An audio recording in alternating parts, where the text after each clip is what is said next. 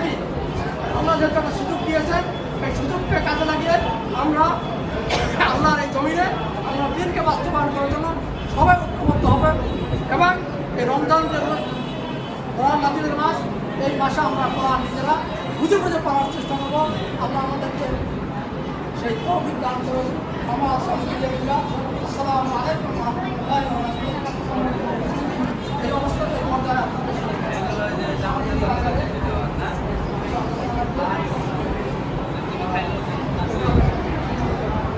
অতিথি আমাদের জামাত ইসলামের 3 নম্বর ওয়ার্ডের সম্মানিত আমি জনাব কাজী মমিনুল ইসলাম।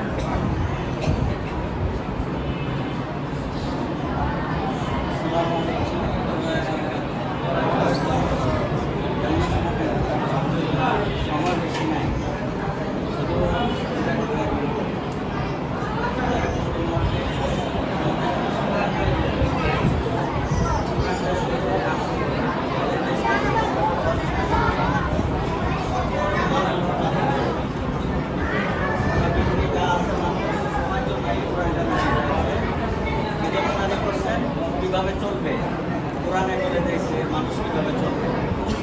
আর নামাজ ফরজ হওয়ার আগে দিন কায়েমটা ফরজ ছিল। এখন আমাদের সমাজে যত আলোচনা হয় শুধু নামাজ নিয়ে, নামাজ প্রতিষ্ঠা নিয়ে, দিন কায়েম নিয়ে আলোচনা হয় না।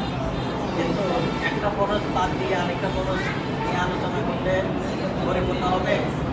এজন্য সকল মুসলমানদের জন্য দিন কায়েম করা, দিন প্রতিষ্ঠা করা ফরজ। অর্থাৎ আল্লাহ যে আমাদেরকে দিন দিয়েছে ইসলাম, ইসলামকে প্রতিষ্ঠিত করা ফরজ। আর ইসলাম প্রতিষ্ঠিত হলে সমাজ রাষ্ট্রে কোরআন অনুযায়ী চললে শান্তি বিরাজ করবে। এই জন্য দিন প্রতিষ্ঠা করা ফরজ